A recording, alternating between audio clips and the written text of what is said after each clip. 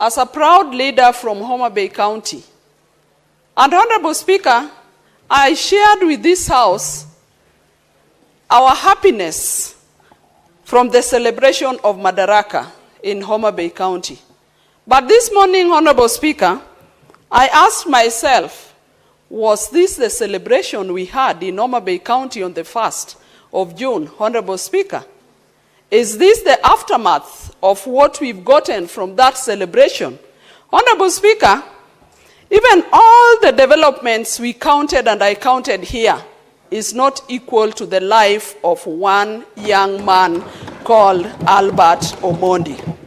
Honorable Speaker, this morning as I was having breakfast, just a brief breakfast with my son, I saw a young man shed tears over this death, Honorable Speaker. And my son preciously asked me, Mom, why do we as a country make 2 steps ahead and then we make 5 steps going back? Honorable Speaker, I want to ask the President that, Mr. President, who is this who is keen on tarnishing the image of this country? Are you not able to deal with that person? And Honorable Speaker, I've had a number of politicians make statements since the death of Albert, and a number of them are sorting themselves across the board. I want to tell them, Mr. Speaker, sir, that over this, keep your sentiments away because a life has been lost. Yes. Honorable Speaker, I speak as a parent. Why are we on some of these seats, including any seat anybody has, if we cannot face such challenges? Honorable Speaker, let us allow our young people to grow. If you cannot fathom any challenge, Honorable Speaker, don't go for any seat. But the President must just address this, Honorable Speaker. I think it is by design that after the celebration of Madaraka in Homa Bay, somebody wants us to just shed some darkness in this country. Honorable Speaker, let us move forward. We have been told of a young man who could have committed suicide. This is the only country where we saw a... Senator Karungo Tsangwa. Thank you very much, Mr. Speaker. I'm equally sad, Mr. Speaker, as we discuss this issue of a lost soul. But one, Pastor Martin Niemola from Germany said, Mr. Speaker, first they came for the socialist. I did not say anything because I was not a socialist. Then they came for the trade unionist. I did not say anything because I was not a trade unionist. Then they came for the Jews. I did not say anything because I was not a Jew. Then they came for me, and there was no one to speak for me. Mr. Speaker, as a country and as the Senate, we are all affected.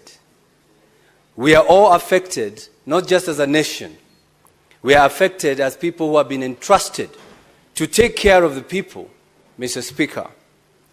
Even the government pathologist who has been going through or conducting postmortems on such cases has even been affected, Mr. Speaker, saying a relative brought on a table for him to check what killed him, Mr. Speaker.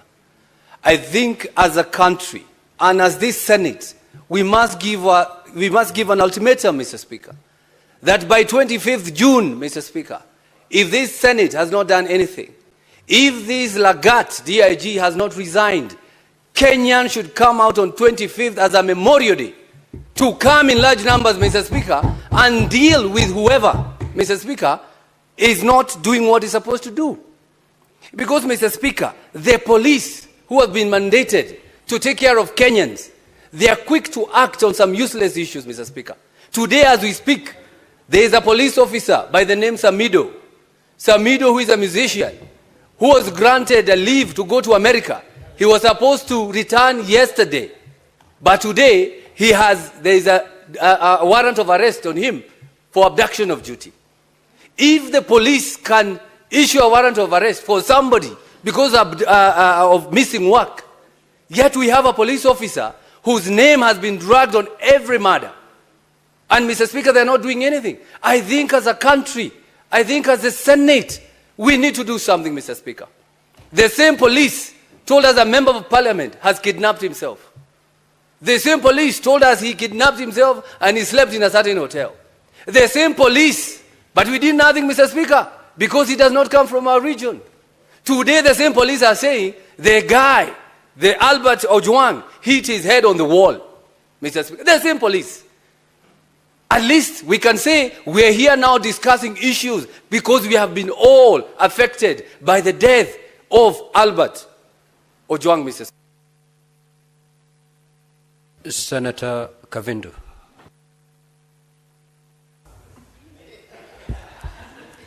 Asante Bwana Spika kwa kunipa fursa hii niweze nami kutia sauti yangu kwa hili jambo ambalo Bwana linahuzunisha sana zaidi. Na kwanza niwape wazazi wa huyu kijana pole zangu. Bwana Spika, kila mzazi utarajia kuzikwa na mtoto wake. Hakuna mzazi hata mmoja utarajia kuzika mtoto. Na hii Bwana Spika inaleta uchungu sana kuona watoto wetu wanauawa kama ndege. Mwaka moja ikifika tarehe 25 mwezi huu tutakuwa tumefikisha mwaka tukikumbuka jinsi wetu walipouawa. Bwana Spika, nilikuwa kwa hili bunge na nilitoka pale nje tukatembea tukaenda kule Bunge Towers. Bwana Spika, experience ya 3 hours Bunge Towers ilikuwa kama mwaka mzima. Kila nikisikia bunduki nalia tu nilikuwa nasikia tumbo yangu inatoka, maana mimi ni mama. Na hiyo bunduki ilikuwa inapiga mtoto. Sasa tunaongelea mtoto ambaye ameuawa na watu ambao wanastahili kuwa wanalinda kila mwananchi katika hili taifa. Kama tutauliwa kule tunastahili kukimbilia usalama. Basi tutapata usalama wapi Kenya hii?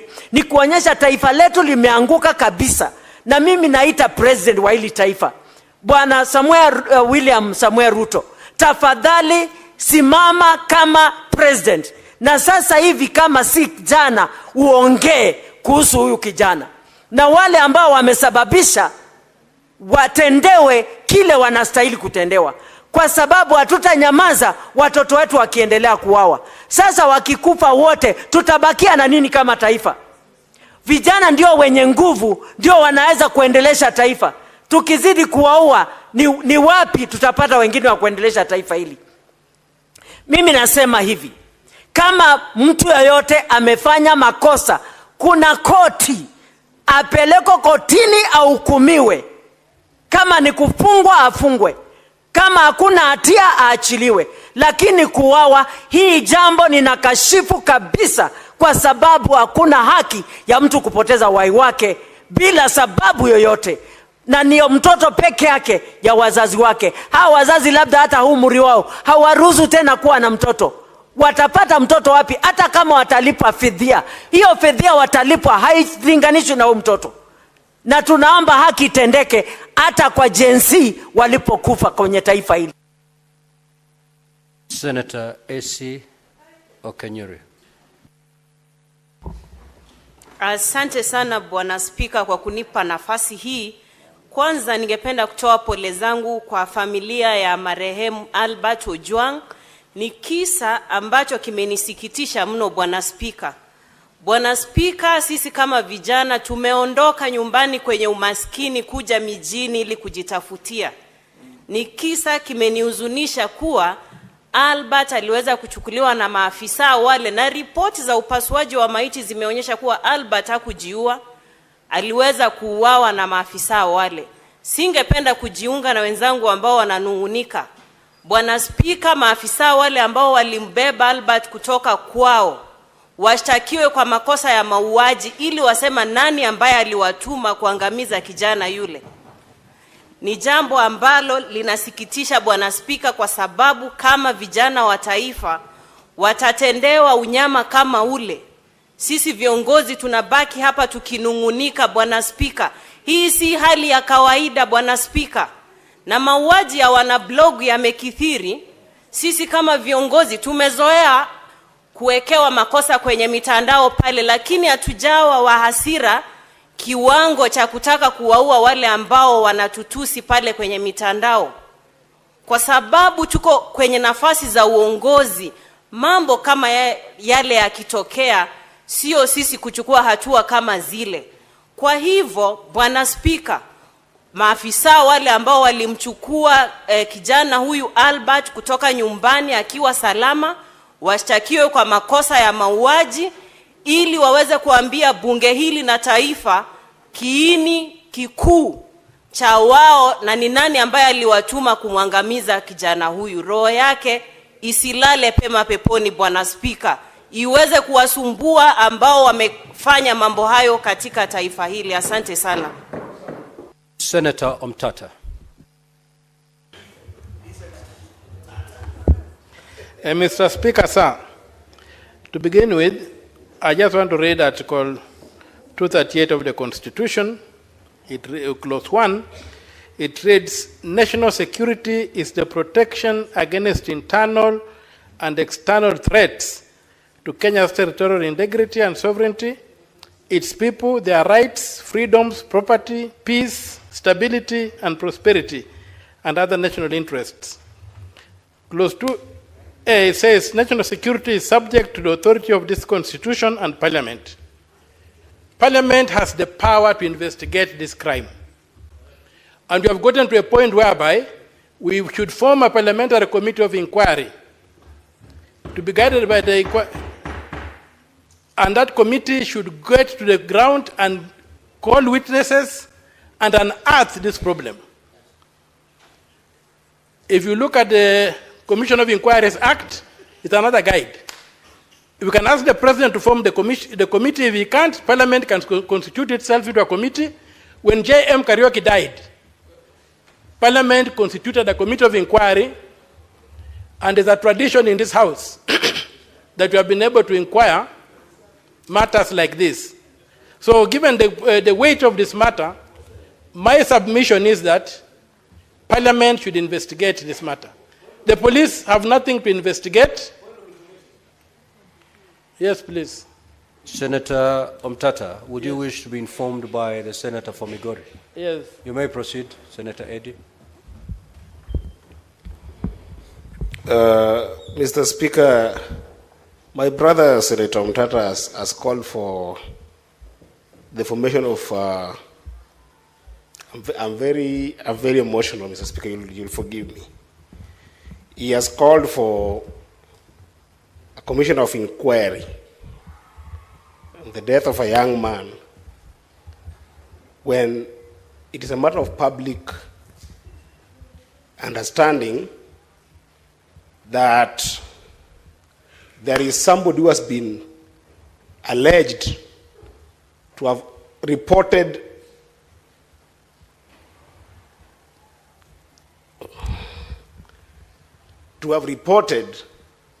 that Ojwang had published something about him. How does the justice system work, Mr. Speaker? How does it work? Can it be... Senator Eddy, what is this information that you'd wish to share to aid Senator Omtata's contribution? What I want to share with Senator Omtata is there is a serious person who works in the police rank who had an issue with this young man, and there's nothing to inquire about him. At the very least, let the young people in Kenya see that at least this person is behind bars, or at least has written a statement for which can form a basis for any kind of inquiry. There is nothing to inquire about a DIG who had an issue with this young person, Mr. Speaker. What is there to inquire? Senator, and is the one who sent for him, Mr. Speaker. What is there to inquire? Senator Eddie, I've given you some latitude because we wanted to know, to understand the information you wanted to volunteer. Nevertheless, Senator Mtata, if that is helpful, you may proceed. Well, it is helpful to the extent that you have not seen the tweet. Personally, I have not seen the tweet that has been referred to, or the insulting statement that's alleged. I have not seen it. Naturally, this thing would have been floating around. So it looks like if there was one, there's a very heavy cover-up that we are not able to leave it to the ordinary law enforcement mechanisms to get to the root of this matter. That's why I would like people like Senator Sifuna here, Senator Mandago, and people, and the bull of Nandi, Senator Cherargei, to sit on this issue and try to bring closure to this. We had Gen Zs killed in this country. It's close to a year today. No stone has been turned. And if it has been turned, what was seen under that stone has not been told to us. That's what I'm saying, as the ultimate house. And that's why I read this constitution. 258 clause 2A. National security is our business. And national security includes the lives of Kenyans. A life of a Kenyan has been lost. Many lives have been lost. Nobody has been held accountable. That's why I'm saying that in this particular matter, we form a body, a committee of inquiry the way it was done when J.M. Kariuki died, and the way it was done recently when this lady was killed by the British soldiers. And we unearth the evidence we can get and force law enforcement to act. If we leave it to law enforcement, we are going to complain, daylight, sunset, and the things will go cold. Let this house take charge and get to the bottom of this matter, turn whatever stone there is to be turned, look under that stone, and tell the world what they see. That's what we need. Otherwise, we are going to end up nowhere. They are going to sanitize this thing and it's going to disappear. This was a murder. We even have information this guy was taken to Central Police Station when he was bleeding. We would like these people to have a forum where they can come and tell us what they saw without fear of being victimized. That's why I'm asking for a parliamentary commission of inquiry. Thank you, Mr. Speaker. Senator Nderitu. Asanti Bwana Spika kunipa fursa hii. Kwanza kabisa nataka kuleta risala zangu za rambirambi na watu wa Laikipia kwa familia ya Albert Omondi Ojwang. Na nimpongeze Seneta wa Migori Eddie kwa kuleta taarifa hii, kwa sababu wakati huu Bwana Spika, kwa nchi nzima kuna tanzia kwa sababu ya kumpoteza kijana barubaru. Kijana ambaye alikuwa ana maono. Bwana Spika, na hii imekuwa ni kama kawaida, kwa sababu inaonekana watu wanaongea na polisi, maafisa wa usalama wamezoea. Watu wataongea, watanyamaza. Bwana Spika, nasema hivi kwa sababu kuna taarifa ambayo tungetaka kujua kile ambacho kilimuua padre ambaye anaitwa John Maina Ndegwa wa Boyman. Vile vile taarifa kuhusu padre ambaye anaitwa Alois Cheriot Bet. Lakini Bwana Spika, ikiwa taarifa kama hizo wezi kazipata, wanajua ya kwamba hata huyu kijana ambaye tayari tunaambiwa ya kwamba na maafisa ambao wanatuambiwa kwamba watafanya uchunguzi wao wa kwanza walisema ati katika seli Ojwang alijigongesha kwa ukuta. Bwana Spika, huyu Ojwang hakuna mahali kunasemekana alikuwa na ugonjwa wa kifafa ati alianguka. Ni wazi julikane alipokuwa akichukuliwa Homa Bay, maafisa wa usalama walihakikishia wazazi wake ya kwamba ako sawasawa na atapatikana akiwa vile vile. Bwana Spika, alitoka huko akiwa buheri wa afya, lakini ukiangalia ripoti ya upasuaji wa mwili wake inaonyeshana ya kwamba alinyongwa, na vile vile inaonekana ya kwamba alipigwa kichapo cha mbwa kuingia msikitini. Bwana Spika, hii ni aibu kwa maafisa wa usalama, kwa sababu wao ndio wamepewa jukumu kulinda mali na maisha ya wananchi. Bwana Spika, sasa inafika kiwango ya kwamba wananchi wanashindwa, wakimbilie majambazi? Hapana. Wakimbilie polisi? Hapana. Kwa sababu Bwana Spika, Inspector General wa polisi anapaswa kuitwa hapa aelezee kinaga ubaga. naye naibu wa Inspector General wa polisi ambaye anatuhumiwa ya kwamba haya mambo yametendeka kwake, Bwana Spika, anapaswa kuwa amejiuzulu. Na si hiyo peke yake, Bwana Spika, samaki anaanza kuoza kutoka kwa kichwa. Waziri wa usalama Kipchumba Murkomen anapaswa akija hapa kesho atuelezee vizuri, na akishindwa kueleza, Bwana Spika, ajiuzulu, kwa sababu yeye ndio tunategemea, yeye ndio tumepatia lile jukumu akiwa kama waziri. Nataka kuwashukuru vijana wa hapa Edi, na shukuru majority leader ama kiongozi wa Senator Asige.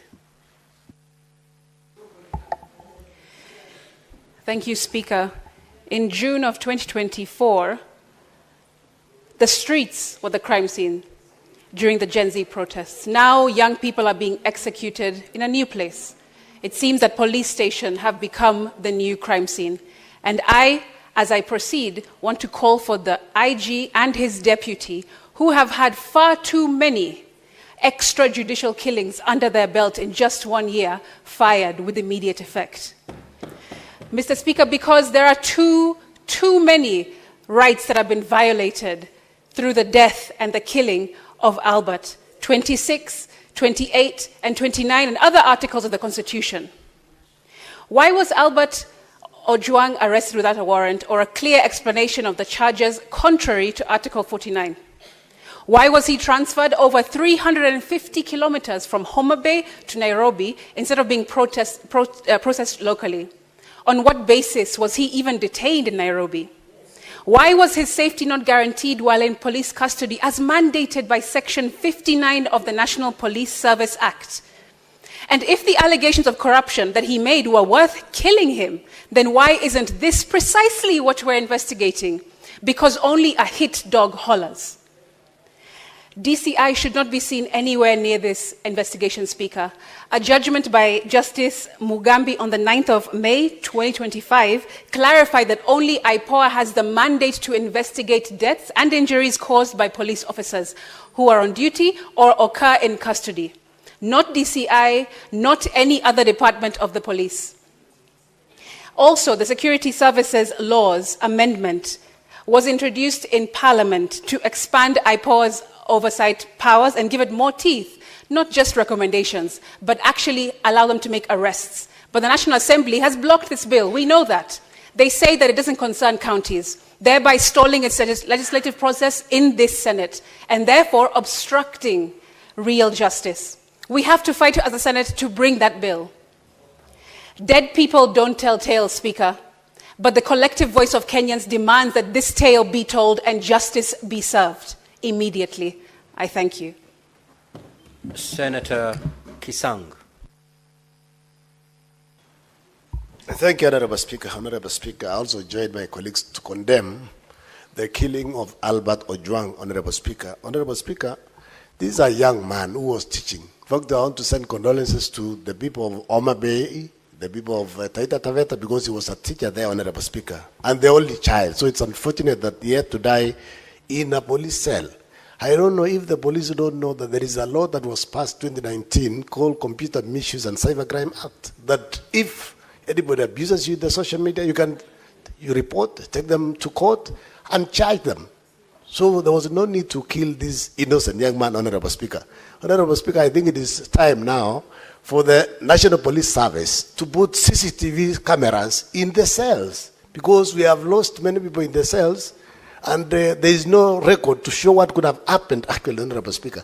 They need to put, the National Assembly need to afford some resources so that all our cells in the country, Honorable Speaker, are put CCTV cameras so that, there will be no excuse to say that somebody committed suicide. The report of autopsy is already out, Honorable Speaker, and they have said, the pathologists have said, Albert died not because of self-inflicting injuries. This was basically done by the police officers, Honorable Speaker. Honorable Speaker, it's unfortunate, and this should not happen in a democracy like Kenya, Honorable Speaker. We have a very progressive constitution, so these things should not happen at all. Thank you, Honorable Speaker.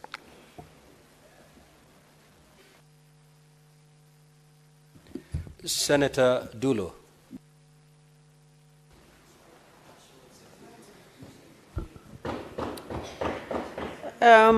Thank you, Mr. Speaker. Mr. Speaker, I wish to join my colleagues actually in condemning what happened to Albert. Mr. Speaker, of late there is so much insecurity issues that are happening in this country. And I think it is high time that we have taken very serious action against the happenings as far as insecurity is concerned. Mr. Speaker, I saw the father of Albert actually on media trying to explain what happened to the son. And Mr. Speaker, you can imagine Albert having ugali and sukuma under a tree, and the police officers come with a motorbike and arrest the innocent young man. Mr. Speaker, if he was guilty, and I was actually hearing the father, he was saying the wife and the child were also seated there. He didn't even finish actually eating his ugali. Mr. Speaker, we should not allow loss of life in our country. This is happening. There are gangs all over actually recruited by so many people.